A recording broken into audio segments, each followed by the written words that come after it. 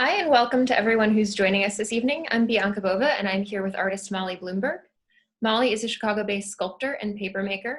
She received her MFA in Fiber and Material Studies at the School of the Art Institute of Chicago in 2020, and her BFA in Sculpture from the Sam Fox School of Design and Visual Arts at Washington University in St. Louis in 2012. Welcome, Molly.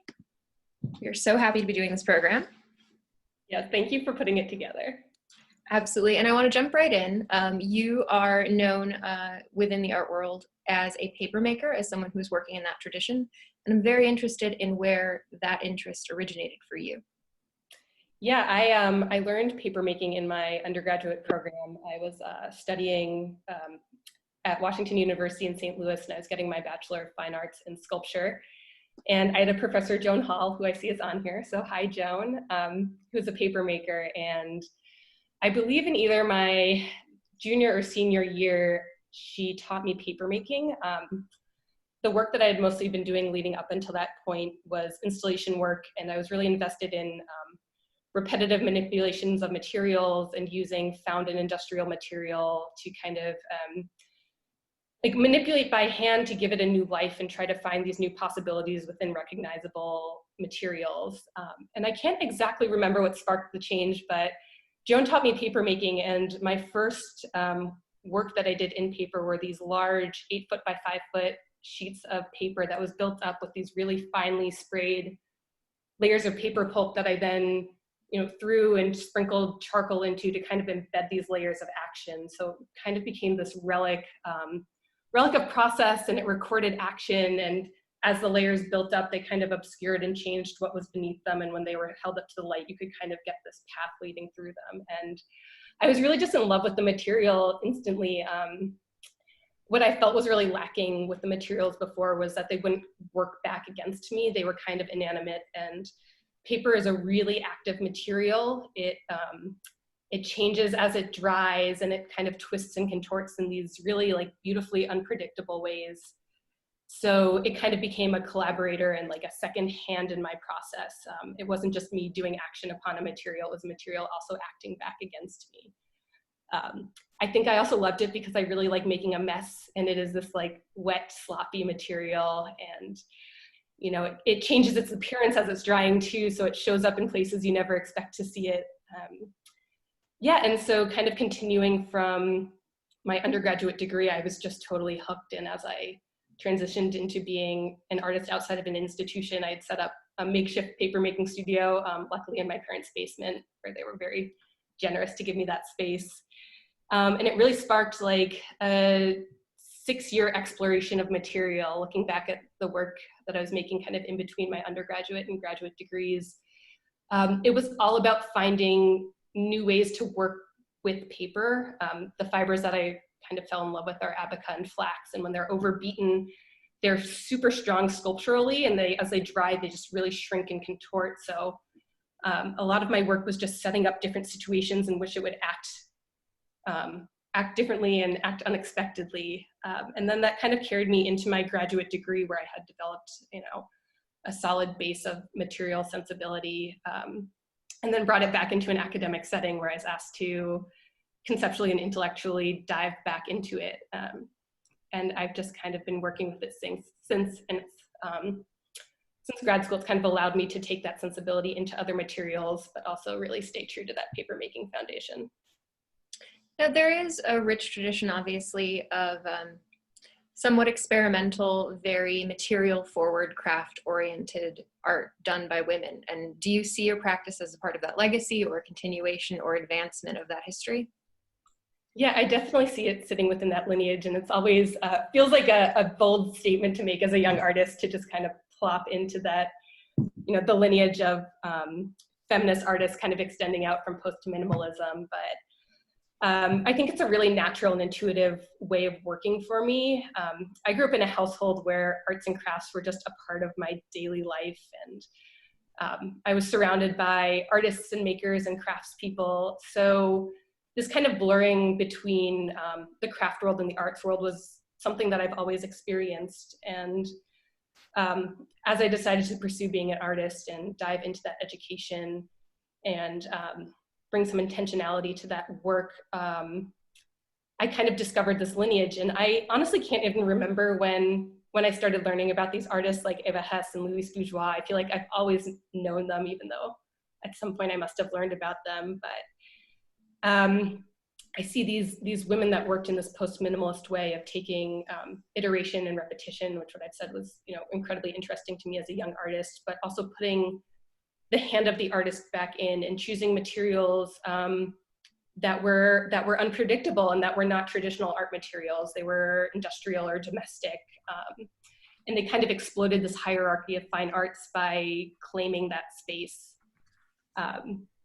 And by, you know, working through these materials through the artistic hand, kind of showing that repetition of action never created an exact repetition of form, that you could do the same thing over and over again and always get something kind of new and wild and uncontrollable. And I think kind of that elevation of material is really interesting. I graduated from the Fiber Material Studies program at SAIC this past year, and I was drawn to the material studies side of this department because I really do believe that materials have a strong voice in my work, and they are a collaborator, and I believe that you can find concept and interesting discussions through materiality.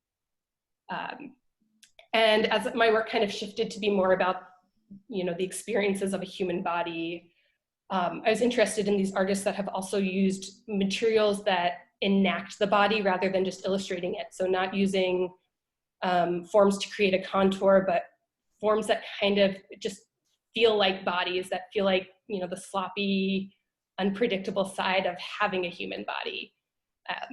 And something that someone recently said to me was, you know, seeing my art was kind of like a kick in the gut. And that's something that I've always kind of said to people, where it's less about wanting to have like a verbal, conceptual discussion, but rather having that visceral feeling of just like, ugh, like I'm a little uncomfortable, but I'm also really drawn in.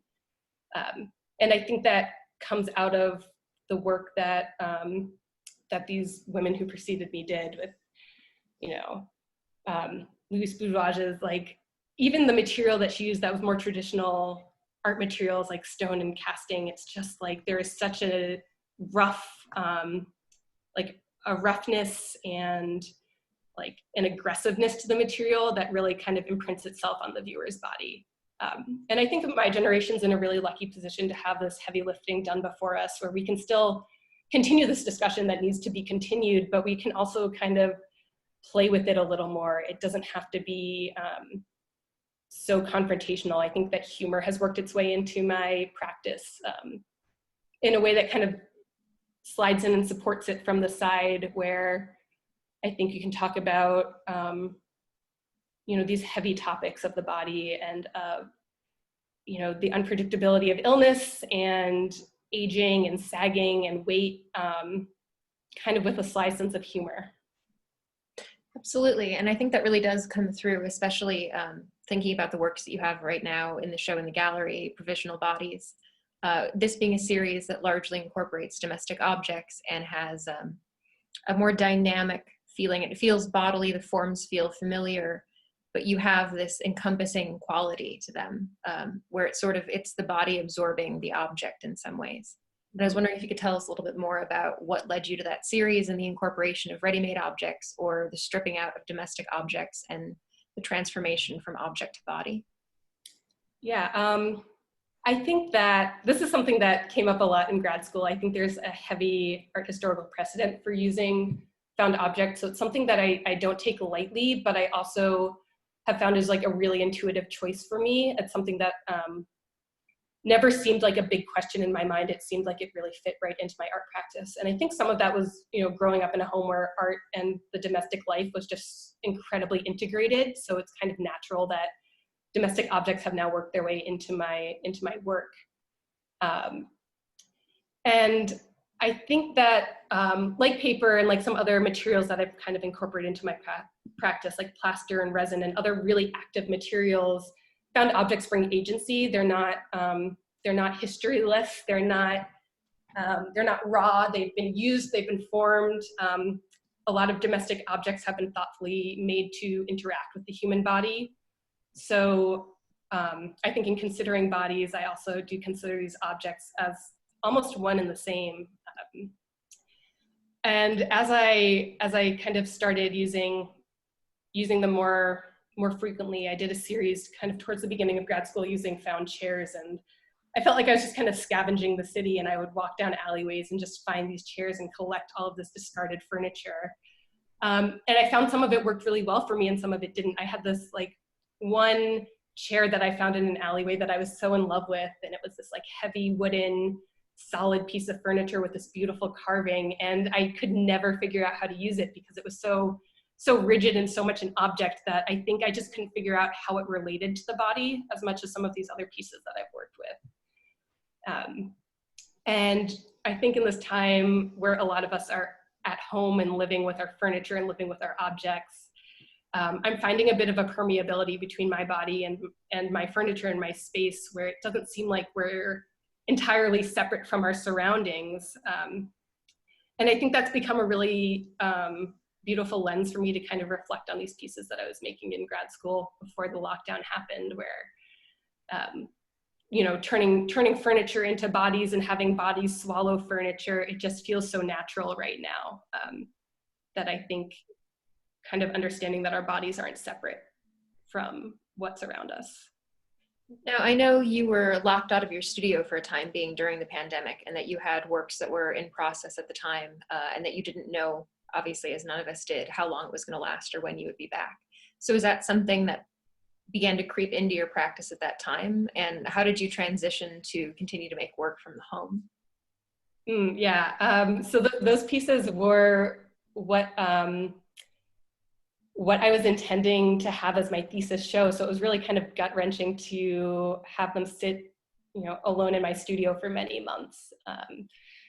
But what was really interesting to me about those pieces was that I had kind of taken pieces that I had made earlier in grad school and started reconsidering them and bringing in other materials. And I had made these kind of plaster supports for them, I think 2 days before we were locked out of our studios. And it was a really intuitive move, and it was really raw. And I spent months just thinking about these pieces that I had started working on, and I had pictures on my cell phone, and I would just stare at them and think about how I could finish them and what the next step would be. And as soon as I saw them again in person, they were totally finished. It was like they were stopped at just the right moment because I hadn't had time to go back and over finish and overwork. It's like the rawness of that move was just left with them. And I think that was like a really beautiful thing to realize, that sometimes you have to make an action and walk away from it.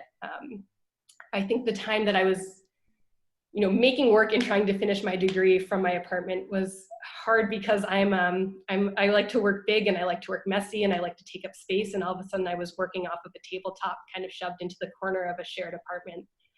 And I was really struggling. I have a hard time working small, and I like using these messy materials. So at some point I just kind of gave up on trying to confine myself, and I just started kind of cannibalizing whatever I could find. I'm down a few dining chairs because of this time, but just starting to kind of find these objects I've been living with and taking them apart and bringing in other materials that were a little more home friendly. That kind of mimicked the way I work with paper making. So using plaster because it's something that I could, you know, at least do out on my porch. But it works within a time frame, and it forces quick decisions, and it cures within a quick time, and you can only work on it so much. I think that was a nice moment for me to realize that I had built such a base in paper making that I could then translate into other materials. I had discussed with my advisors in grad school, considering paper making as a tool in my tool belt, but not like the overarching definition of my artistic practice. So being separated from that material and from those facilities allowed me to really force that change.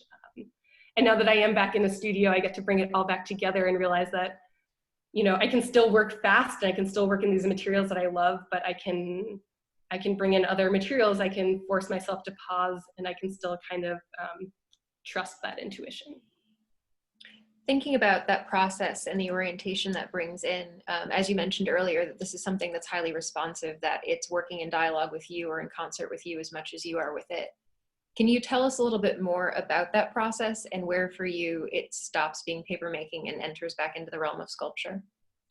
Yeah, so I think some of that comes out of having learned papermaking in a sculpture department. I hadn't gone through like a really basic intro to paper. Joan kind of just helped me learn it for where I was at and what I needed it to do. So it had always been a sculptural material for me.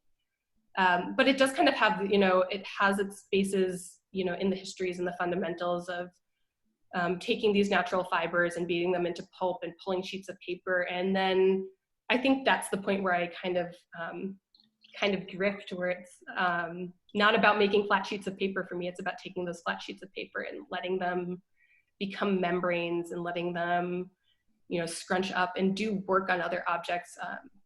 I was really fascinated with how strong it is as a material. When I started making these armatures with chairs and found objects, I had kind of assumed that the rigid structure would always kind of win. But as I would walk into my studio after, encasing a chair in paper, I would come back and the chair would be distorted by just the strength of this thin material drying and pulling upon it. And I really do seek out these materials that pose challenges within my studio practice. Paper really imposes a will, and it forces me to adapt to it as a human body, and I have to be super aware of my own actions, and it's not an easy process. I'm not sitting at a table. Sometimes I'm on the floor just like trying to reach around these objects to get the paper to hold the shape that I need it to hold. And that's allowed me to kind of expand into other materials that also go through state changes and force me to operate under time constraints. Just kind of understanding that materials have a will and that I can make quick decision making and kind of trust my intuition, but at a point the material decides that it's done. Either the paper can no longer be handled and it's starting to dry, or plaster cures and it just kind of like traps that last action that I made in it, and then I have to step back. And do you view that at that point as the work has finished itself, or do you think of that as something which calls for revision or calls for a new start, another attempt? Where does that line start and stop for you as to what constitutes responsiveness and timing and what constitutes a finished product? It really changes for me with each piece. Like I had said, these pieces that I had made for my thesis show, they were done when the plaster cured, and you could walk in and you could see the marks of where I had just dug at it with my bare hands. And I think that gesture was super important. But I also do believe in craft and polish and in having intentionality as a maker. So there are pieces that I've gone back into and worked back into because while I love the unpredictability of material, sometimes it's just not doing what I want it to do. And not that that constitutes a failure, and not that that means starting over, but it means that it's kind of brought me to a step that involves more negotiation. And I think that's part of being an intuitive maker, is trusting these steps, but then also allowing yourself to step back and re-engage with it and bring in your artistic hand and decide what needs to be done next. And sometimes that's nothing. You were saying you're in a new studio now. Mm-hmm. You've been back in the studio since, I think you said October, Mm-hmm. And that you've kind of been through this range, learning how to work small, learning how to work fast, and that you've broadened things out again. But I'm wondering what you see for yourself going into the next year, since we're still in a state of uncertainty. What you see your practice looking like, if you see it expanding again, if you're thinking at a different scale in the way that people are living now, at a different scale in the way that you're working now, accessibility, where are those concerns for you? I think they're kind of happening in parallels in my studio. I think that at least the first, month or two has just been, I've been so excited to make again, that it's just kind of been this like explosion within my studio. But I've kind of found myself working in these two parallels where I have a few series of smaller works that are quick and gestural, and I can play with color and I can play with materiality and I can get these ideas out really fast. And then I do have some larger sculptural pieces that relate more to the work I was doing before the pandemic, that I'm allowing myself to take a little more time on. Without the pressure cooker of grad school, there's no strict deadlines anymore.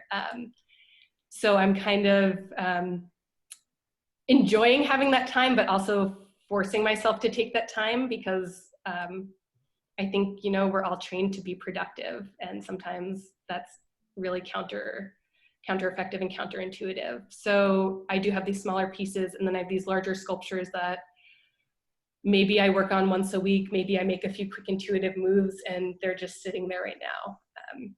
And it's nice to have that parallel. Are you still working with found objects, with objects that come from other people? I think the pandemic has changed our intuitive relationships across the board with a lot of things. You think twice before you press an elevator button. You think twice when you get in line at the grocery store. Do you still have that relationship with anonymous objects that you had before? I think so. A lot of the work that I've made since the pandemic has been my own materials, my own furniture, and my own possessions. But I think that I have kind of loosened up on that fear of objects that was definitely present at the beginning of the pandemic, where you don't want to touch anything. And I think I'm more selective. I spend more times when I see something in an alleyway. It's like I'll walk by it for 2 or 3 days before I pick it up because I want to make sure it's right. But I think there's something really beautiful about engaging in objects that have an unknown history to you, where I can find a chair that's been discarded by someone, and I know that it has been through someone's home and it's been touched by other bodies. And while I don't know that history, the material knows that history, and the object carries it with it. And in a lot of ways, that's how we engage with art, whereas makers, we have such personal relationships with the objects that we're making, and we put them out into the world, and then people see them and they kind of bring their own sensibilities and their own histories to them. But it always kind of starts with that personal, physical interaction between a body and an object. Do you think of your own interaction as being equitable? Because I know you talk about this kind of energy of the body and the imprint, and knowing that other bodies have inhabited or made use of these objects. While at the same time, you talk about, you know, seeing the gesture of your hand in the plaster, or I know I've seen documentation of your process when you use your own body or your own body weight to create pressure to finish works. Mm-hmm. So do you see those as equitable actions, or do you see the energy or the evidence of former inhabitants as being more of a material than a collaborative element? I think they're kind of both equitable. I think that you know, when it's an unknown object, you kind of have to assume an interaction, and that's something that, like, I only know through my body how I interact with objects. So you know, I understand that I can never fully gain a history or gain the sensibility of an object that lived with someone else. But you know, I understand how my body feels when I see objects and how it feels when I engage with objects. So I think I just kind of put the trust that they are equitable actions. And I don't want to reduce someone else's history to just a material that I use. I've also discussed a lot with one of my advisors in grad school about recognizing when you can intervene on an object and when it just needs to stay what it is, and when it is totally finished without you touching it as an artist. I wanted to touch too on the fact that because there is this sort of visceral quality to your work, or as you said, sort of a punch to the gut feeling when you look at it. And I've had the good fortune, of course, to see your work in person and experience that. But with this, we're doing, you know, an online presentation, as so many galleries and art fairs and even museums have turned to at this point.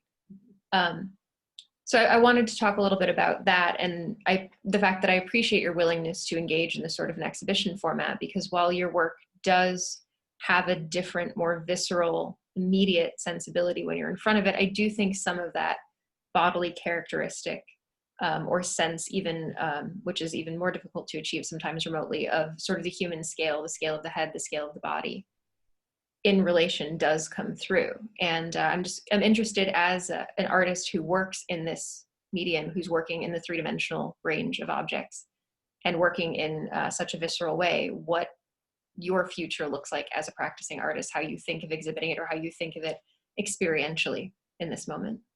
Yeah, I'm a material girl, and I want my work to be in person, and I want to be in person with other artwork. So I think the virtual experience is kind of a necessity of the moment. It's not something that I'm super conceptually interested in going forward. I know that I have artists and friends who I think have really risen to that challenge and adapted their practice. And for me, well, it's a necessity. I think I've also been able to have a new lens through which I viewed my work. Having to see it mostly as images has kind of allowed me to pick up on material sensibilities that sometimes I'm overwhelmed with when I'm in person, playing with like light and shadow, and about how these paper membranes really can kind of enact a skin. And I think when they become images, it's, well, you do have a visceral reaction. It's kind of less of like a full body experience, and you can kind of sit and relate to these smaller gestures and these smaller moments. But I'm just kind of waiting for the day to be back in person. I think that's where I fell in love with art, and that's where I want it to be. Yeah, I think we're all waiting for that at this point. Yeah. I'm also curious now, as you move forward as your postgraduate, as you are kind of taking the first steps out into a full-time practice, how you feel about the relationship to the rest of the art world under the same conditions, that, you know, there aren't gallery openings every Friday night. There aren't parties afterwards. There aren't, you know, bars and restaurants you can go to where, you know, you're going to see 30 people that you know every night, any night. So what it's like to sort of enter the art world as a young professional, as a practicing artist, and not have that infrastructure that's always been there. Yeah, it's been hard, and it feels lonely, but I think I was lucky to graduate with like a really supportive and beautiful group of artists. So I think we've really helped each other through this. And it's also been really interesting to see the ways that the art world has adapted to it by using social media and different platforms. I think that instead of just trying to replicate the in-person show and the in-person opening, kind of communities have adapted themselves to live in an online world. And what is kind of wonderful about that is that you're not stuck to your geography. You can kind of have these collaborations happening across continents, across time. It doesn't have to be in person. It doesn't have to be physical. I've been able to see shows that I never would have seen in person. And, you know, I can have an artist talk with my friends and family across the country, also with people I've never met. And I think that it is, you know, it's a really hard time to be an artist, but I think that there's a really strong resiliency to the community. Well, I definitely think your work takes on a different dimension coming through this moment in time. And I think years after this, it will retain some evidence of that. And I think as we all have, as you've pointed out, kind of sunken into our surroundings and have this sense of confronting ourselves or confronting our bodies or confronting our surroundings in a new way, that your work really, I think that's what stood out to me when I saw it in the MFA show, which is where I first saw your work, the two pieces you have on view, one of which is in the exhibition now online, was that it spoke to, I think, the shared experience, the universal experience that we've all been through in this last year.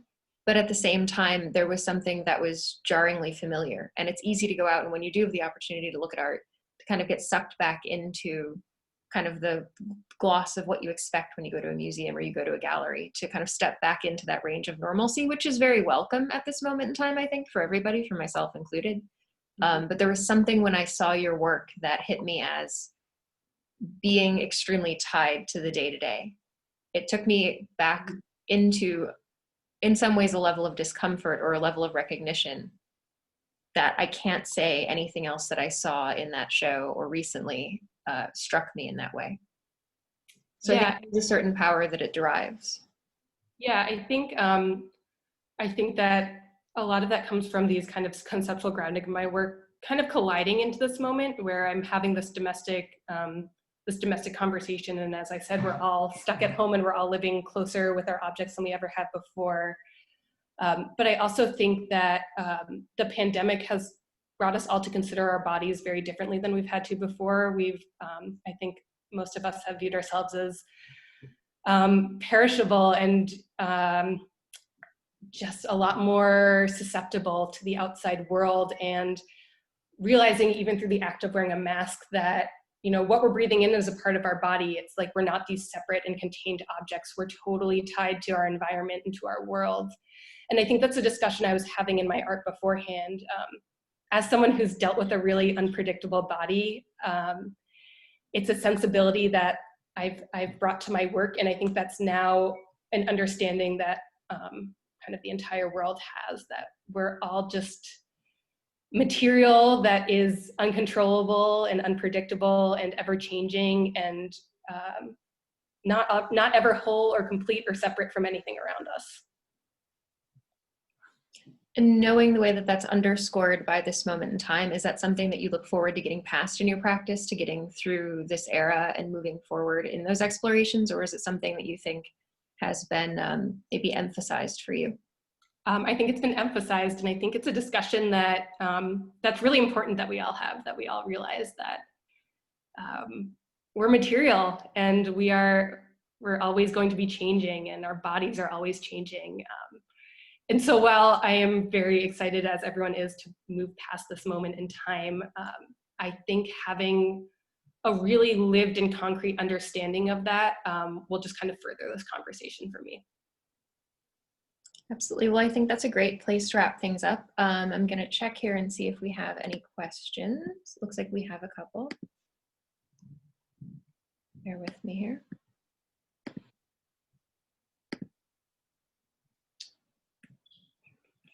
Well, I take that back. It looks like we don't, but thank you, Molly, for making time. Provisional Bodies is online on exhibition through the end of the year at biancabova.gallery.com. And I really appreciate everyone taking the time out to join us this evening, and Molly for sharing your practice and your views and your work with us in this unique way. Yeah, thank you so much for putting this together, and thanks everyone for joining in. Have a great night, everybody.